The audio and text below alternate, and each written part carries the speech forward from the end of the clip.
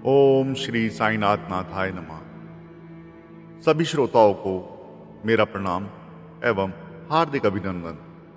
आज हम श्री साईं चरित्र के 9वें अध्याय का श्रवण करेंगे, जिसमें विदा होते समय बाबा की आज्ञा पालन और अवज्ञा करने के परिणामों के कुछ उदाहरण, भिक्षावृत्ति और उसकी आवश्यकता एवं भक्तों के अनुभव का व्याख्यान किया गया है। गत अध्याय के अंत में केवल इतना ही संकेत किया गया था कि लौटते समय जिन्होंने बाबा के आदेशों का पालन किया वे सकुशल घर लौटे और जिन्होंने अवज्ञा की उन्हें दुर्घटनाओं का सामना करना पड़ा।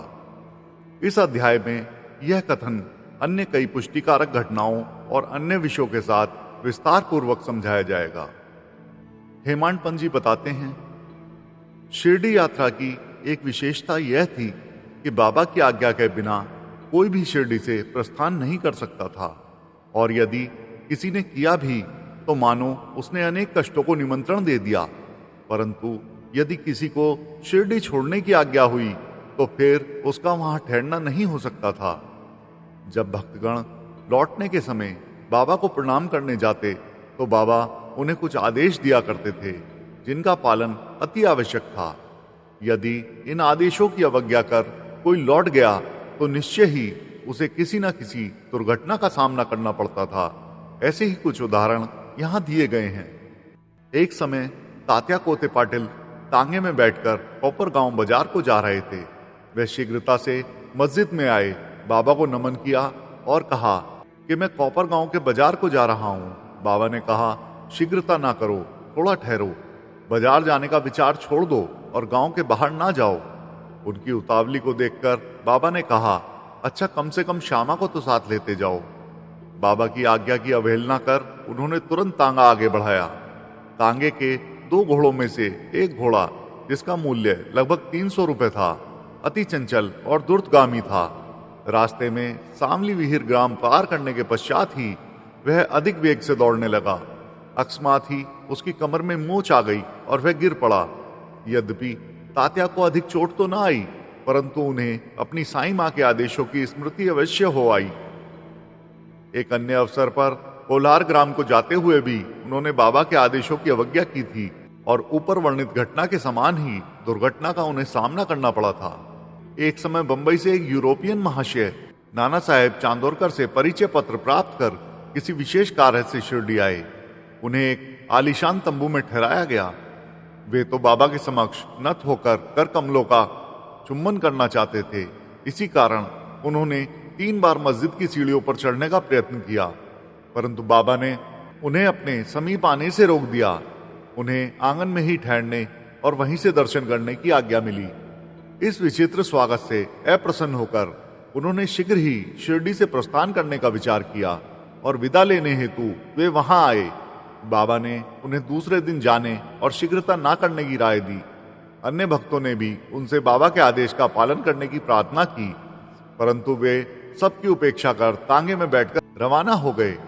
कुछ दूर तक तो घोड़े ठीक ठाक चलते रहे, परंतु सामली विहिर नामक गांव पार करने के बाद एक बाईसाइकिल सामने से आई, जिसे देखकर घोड़े भयभीत हो गए और द्रुत गति से दौड़ने लगे। फलस्वरूप तांगा उलट गया और महाशय जी नीचे लुढ़क गए और कुछ दूर तक तांगे के साथ घिसटते चले गए। लोगों ने तुरंत ही दौड़कर उन्हें बचा लिया, परंतु चोट अधिक आने के कारण उन्हें कोपर गांव के अस्पताल में शरण लेनी पड़ी। इस घटना से भक्तों ने शिक्षा ग्रहण की कि जो बाबा के आदेशों की अवहेलना करते हैं उन्हें किसी न किसी प्रकार की दुर्घटना का शिकार होना ही पड़ता है, और जो आज्ञा का पालन करते हैं वे सकुशल और सुखपूर्वक घर पहुंच जाते हैं। अब हम भिक्षावृत्ति के प्रश्न पर विचार करेंगे। संभव है कुछ लोगों के मन में संदेह उत्पन्न हो कि जब बाबा इतने श्रेष्ठ पुरुष थे तो फिर उन्होंने आजीवन भिक्षावृत्ति पर ही क्यों निर्वाह किया। इस प्रश्न के 2 दृष्टिकोण सामने रखकर हल किया जा सकता है। पहला दृष्टिकोण, भिक्षावृत्ति पर निर्वाह करने का कौन अधिकारी है। शास्त्रों के अनुसार वे व्यक्ति जिन्होंने 3 मुख्य आसक्तियों, नंबर 1 कामिनी, 2 कांचन और 3 कीर्ति को त्याग कर आसक्ति मुक्त हो संन्यास ग्रहण कर लिया हो, वे ही भिक्षावृत्ति के उपयुक्त अधिकारी हैं, क्योंकि वे अपने गृह में भोजन तैयार करने का प्रबंध नहीं कर सकते। अतः उन्हें भोजन कराने का भार गृहस्थों पर है। श्री साईं बाबा ना तो गृहस्थ थे और ना वानप्रस्थी, वे तो बाल ब्रह्मचारी थे। उनकी यह दृढ़ भावना थी कि विश्व ही मेरा घर है। वे तो स्वयं ही भगवान वासुदेव, विश्व पालन करता तथा पर ब्रह्म थे, अतः वे भिक्षा उपार्जन के पूर्ण अधिकारी थे। दूसरा दृष्टिकोण, पंचसूना यानी 5 पाप और उनका प्रायश्चित। सबको ज्ञात है कि भोजन सामग्री या रसोई बनाने के लिए गृहस्थ आश्रमियों को 5 प्रकार की क्रियाएं करनी पड़ती है। पीसना, दलना, बर्तन मलना, मांजना और धोना, और 5वां चूल्हा सुलगाना। इन क्रियाओं के परिणाम स्वरूप अनेक कीटाणुओं और जीवों का नाश होता है और इस प्रकार गृहस्थ आश्रमियों को पाप लगता है। इन पापों के प्रायश्चित स्वरूप शास्त्रों ने 5 प्रकार का यज्ञ करने की आज्ञा दी है, अर्थात ब्रह्म यज्ञ, ब्रह्म को अर्पण करना या वेद का अध्ययन करना। पितृयज्ञ, पूर्वजों को दान। देवयज्ञ, देवताओं को बलि। भूत यज्ञ, प्राणियों को दान। और 5वां मनुष्य अतिथि यज्ञ, यानी मनुष्यों या आए हुए अतिथियों को दान करना। यदि ये कर्म विधि पूर्वक शास्त्रानुसार किए जाएं, तो चित्त शुद्ध होकर ज्ञान और आत्मानुभूति की प्राप्ति सुलभ हो जाती है।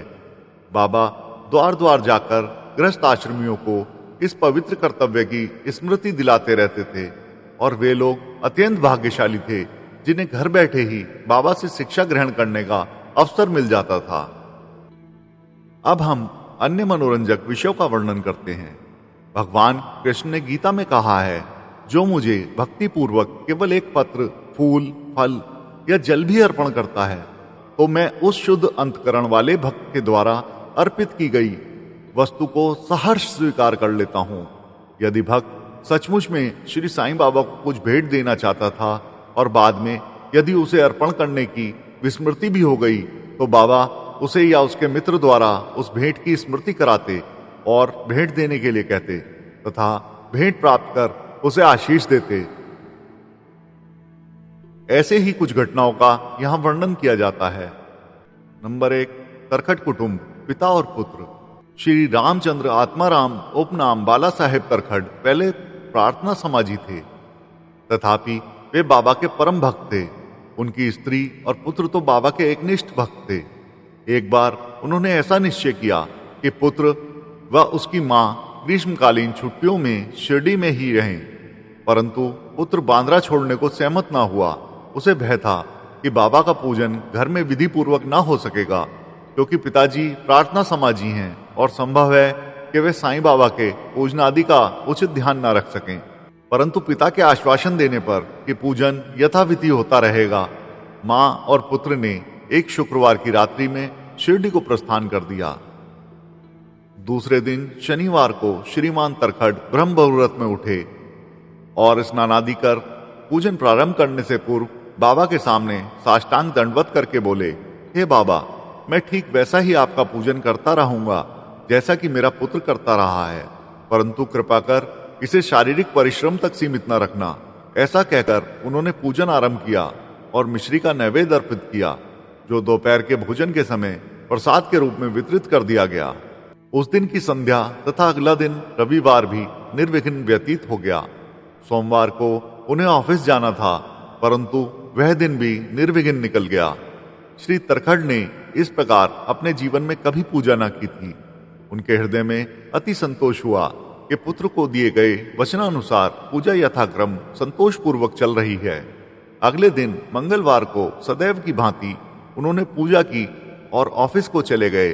दोपहर को घर लौटने पर जब वे भोजन करने बैठे तो थाली में प्रसाद न देखकर उन्होंने अपने रसोइये से इस संबंध में प्रश्न किया। उसने बतलाया कि आज भूलवश वे नैवेद्य अर्पण करना भूल गए हैं। यह सुनकर वे तुरंत अपने आसन से उठे और बाबा को दंडवत कर क्षमा याचना करने लगे तथा बाबा से उचित पथ प्रदर्शन न करने तथा पूजन को केवल शारीरिक श्रम तक ही सीमित रखने के लिए उल्हाना देने लगे। उन्होंने संपूर्ण घटना का विवरण अपने पुत्र को पत्र द्वारा सूचित किया और उससे प्रार्थना की कि वह पत्र बाबा के श्री चरणों में रखकर उनसे कहना कि वह इस अपराध के लिए क्षमा प्रार्थी हैं। यह घटना बांद्रा में लगभग दोपहर को हुई थी और उसी समय शिरडी में जब दोपहर की आरती प्रारंभ होने ही वाली थी कि बाबा ने श्रीमती तरखट से कहा, माँ, मैं कुछ भोजन पाने के विचार से तुम्हारे घर बांद्रा गया था। द्वार में ताला लगा देखकर भी मैंने किसी प्रकार घर में प्रवेश किया, परंतु वहां देखा कि भाव ने मेरे लिए कुछ भी नहीं रखा हुआ है। अतः आज मैं भूखा ही लौट आया हूं।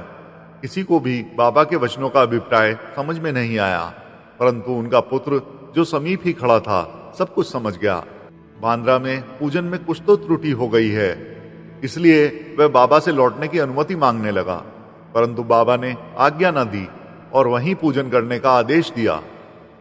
उनके पुत्र ने शिरडी में जो कुछ हुआ उसे पत्र में लिखकर पिता को भेजा और भविष्य में पूजन में सावधानी बरतने के लिए विनती की।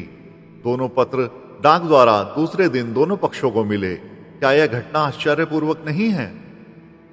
एक समय श्रीमती तरखट ने 3 वस्तुएं अर्थात भुर्ता, मसाला मिश्रित भुना हुआ बैगन और दही, 2 काचार्या बैगन के गोल टुकड़ों में जिन्हें घी में तला जाता है, नंबर 3 पेड़ा बाबा के लिए भेजी। बाबा ने उन्हें किस प्रकार स्वीकार किया इसे अब देखेंगे। बांद्रा के श्री रघुवीर भास्कर पुरंदरे बाबा के परम भक्त थे। एक समय वे शिरडी को जा रहे थे। श्रीमती तरखट ने श्रीमती पुरंदरे को 2 बैगन दिए और उनसे प्रार्थना की कि शिरडी पहुंचने पर वे एक बैगन का भुर्ता और दूसरे का काचार्या बनाकर बाबा को भेंट करते। शिरडी पहुंचने पर श्रीमती पुरंदरे भुर्ता लेकर मस्जिद को गईं। बाबा उसी समय भोजन को बैठे थे। बाबा को वह भुर्ता इतना स्वादिष्ट प्रतीत हुआ, इस कारण उन्होंने थोड़ा थोड़ा सभी को वितरित किया। इसके पश्चात ही बाबा ने काचार्या लाने को कहा। राधा कृष्ण माई के पास संदेशा भेजा गया कि बाबा काचार्या मांग रहे हैं। वे बड़े असमंजस में पड़ गईं कि अब क्या करना चाहिए। बैगन की तो अभी ऋतु भी नहीं है। अब समस्या उत्पन्न हुई कि बैगन किस प्रकार उपलब्ध हों। जब इस बात का पता लगाया गया कि भुर्ता लाया कौन था, तब ज्ञात हुआ कि श्रीमती पुरंदरे लाई थी और उन्हें ही काचार्या बनाने का कार्य सौंपा गया था। अब प्रत्येक को बाबा की इस पूछताछ का अभिप्राय विदित हो गया और सबको बाबा की सर्वज्ञता पर महान आश्चर्य हुआ। दिसंबर सन 1915 में श्री गोविंद बालाराम मानकर शिरडी जाकर वहां अपने पिता की अंत्येष्टि क्रिया करना चाहते थे। प्रस्थान करने से पूर्व वे श्रीमती तरखट से मिलने आए। श्रीमती तरखट बाबा के लिए कुछ भेंट शिरडी भेजना चाहती थी। उन्होंने पूरा घर छान मारा, परंतु केवल एक पेड़े के अतिरिक्त कुछ ना मिला और वह पेड़ा भी अर्पित नैवेद्य का था।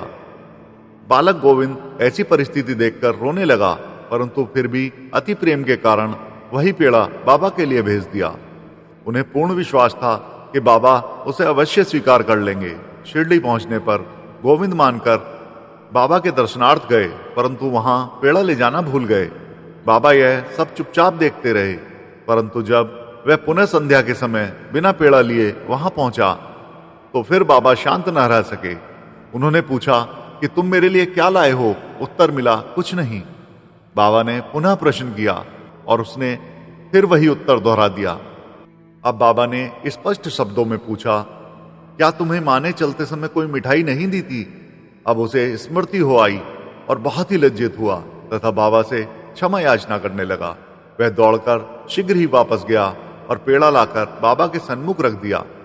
बाबा ने तुरंत ही पेड़ा खा लिया। इस प्रकार श्रीमती तरखट की भेंट बाबा ने स्वीकार की और भक्त मुझ पर विश्वास करता है इसलिए मैं स्वीकार कर लेता हूं, यह भगवद वचन सिद्ध हुआ।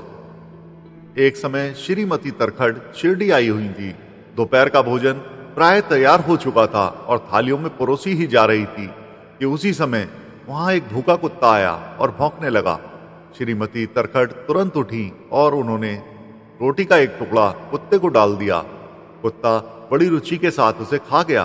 संध्या के समय जब वे मस्जिद में जाकर बैठी तो बाबा ने उनसे कहा, माँ, आज तुमने बड़े प्रेम से मुझे खिलाया। मेरी भूखी आत्मा को बड़ी सांत्वना मिली है। सदैव ऐसा ही करती रहो, तुम्हें कभी ना कभी इसका उत्तम फल अवश्य प्राप्त होगा।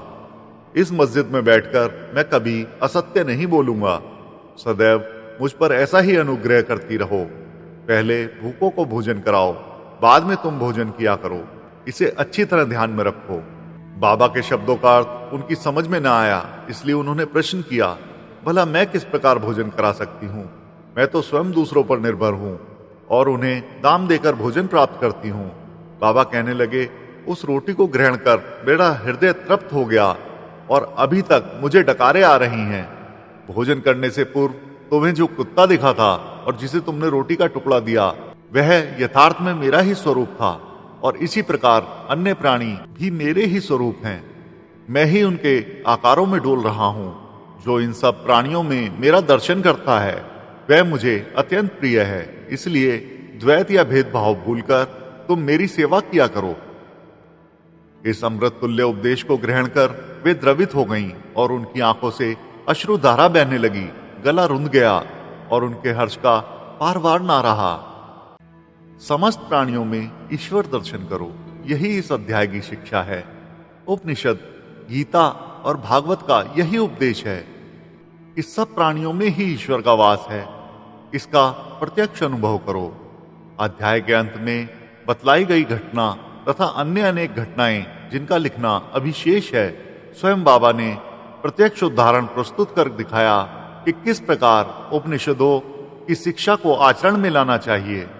इसी प्रकार श्री साईं बाबा शास्त्र ग्रंथों की शिक्षा दिया करते थे। आप सभी ने भक्ति भाव से, बहुत ध्यान से इस साईं चरित्र का 9वां अध्याय श्रवण किया, उसके लिए हम आपके हार्दिक आभारी हैं। ओम श्री सद्गुरु साईनाथार्पणमस्तु। शुभम भवतु। ओम साई राम।